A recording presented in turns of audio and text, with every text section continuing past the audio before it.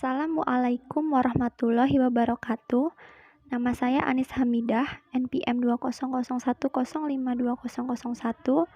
Saya dari Prodi Tadris Bahasa Inggris kelas B, semester 1. Di sini saya akan menjelaskan jurnal bahasa Indonesia saya yang berjudul Model Analisis Sintaksis dan Analisis Unsur Langsung. Baiklah, yang pertama yang akan saya jelaskan mengenai model analisis sintaksis. Pengertian aliran struktural yang akan saya jelaskan terlebih dahulu.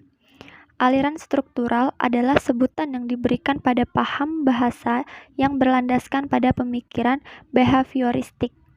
Jadi, enggan didasari kepada paham behavioristik, hakikat bahasa itu dipandang dari perwujudan lahiriahnya.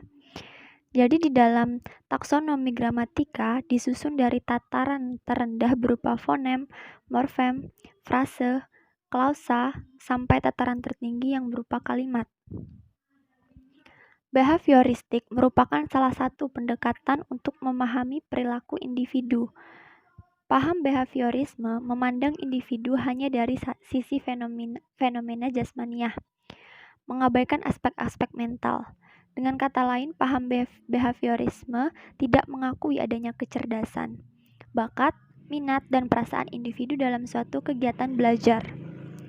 Peristiwa belajar semata-mata melatih refleks-refleks sedemikian rupa sehingga menjadi suatu kebiasaan yang dikuasai oleh individu.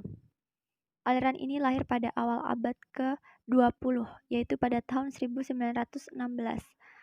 Aliran ini lahir bersamaan dengan lahirnya buku Cours de Linguistique Générale, karya Ferdinand Saussure, yang juga merupakan pelopor aliran struktural. Ia dikenal sebagai bapak strukturalisme dan sekaligus bapak linguistik modern. Buku tersebut sudah diterjemahkan ke dalam berbagai bahasa. Ke dalam bahasa Inggris diterjemahkan oleh Wade Baskin pada tahun 1966 dan ke dalam bahasa Indonesia diterjemahkan oleh Rahayu Hidayat pada tahun 1988. Yang selanjutnya mengenai ciri-ciri aliran struktural.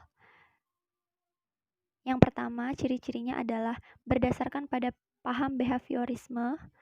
Yang kedua, bahasa berupa ujaran.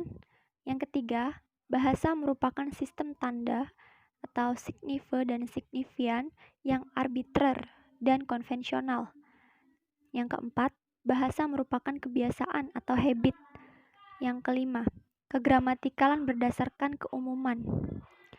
Yang keenam, level-level gramatikal ditegakkan secara rapi. Yang ketujuh, analisis dimulai dari bidang morfologi. Yang kedelapan, bahasa merupakan deret sintakmatik dan paradigmatik. Yang kesembilan, analisis bahasa secara deskriptif. Yang kesepuluh, analisis struktur bahasa berdasarkan unsur langsung. Yang selanjutnya mengenai keunggulan aliran struktural. Keunggulan aliran struktural yang pertama, yaitu aliran ini sukses membedakan konsep grafem dan fonem. Yang kedua, metode drill dan praktis membentuk keterampilan berbahasa berdasarkan kebiasaan. Yang ketiga, kriteria kegramatikalan berdasarkan keumuman sehingga mudah diterima masyarakat awam. Yang keempat, level kegramatikalan mulai rapi, mulai dari morfem, kata, frase, klausa, dan kalimat. Dan yang terakhir, berpijak pada fakta, tidak mereka-reka data. Selanjutnya, yaitu kelemahan aliran struktural. Kelemahan aliran struktural yang pertama yaitu bidang morfologi dan sintaksis dipisahkan secara tegas. Yang kedua, metode drill dan praktis sangat memerlukan ketekunan, kesabaran, dan sangat menjemukan. Yang ketiga, proses berbahasa merupakan proses rangsang tanggap berlangsung secara fisis dan mekanis, padahal manusia bukan mesin. Yang keempat, kegramatikalan berdasarkan kriteria keumuman, suatu kaidah yang salah pun bisa benar jika dianggap umum. Yang kelima, faktor historis sama sekali tidak diperhitungkan dalam analisis bahasa. Dan yang terakhir, objek kajian terbatas sampai level kalimat, tidak menyentuh aspek komunikatif. Yang selanjutnya yang akan saya bahas yaitu mengenai analisis unsur langsung. Pengertian analisis unsur langsung sebagai berikut, yang dimana analisis unsur langsung merupakan metode analisis yang dikembangkan oleh gramatika struktural atau ketatabahasaan sebagai usaha untuk mengungkap urutan pembentukan konstruksi kebahasaan. Sedangkan unsur-unsur yang secara langsung membentuk satuan yang lebih besar disebut dengan unsur langsung atau immediate constituent. Untuk menganalisis konstruksi sintaksis, terlebih dahulu kita memahami kriteria pemenggalan dalam analisis langsung dan model analisis langsung. Ada beberapa kriteria pemenggalan, 3 di antaranya sebagai kriteria yang penting, dan 3 di antaranya yaitu: yang pertama, kriteria kohesi internal adalah derajat-derajat konstituen yang berfungsi sebagai satu kesatuan. Yang kedua, kriteria makna, yaitu kriteria pemenggalan unsur langsung dengan dasar makna yang diacu. Dan yang ketiga, kriteria diversitas internal. Misalnya frase di atas lemari. Yang selanjutnya mengenai penerapan analisis langsung.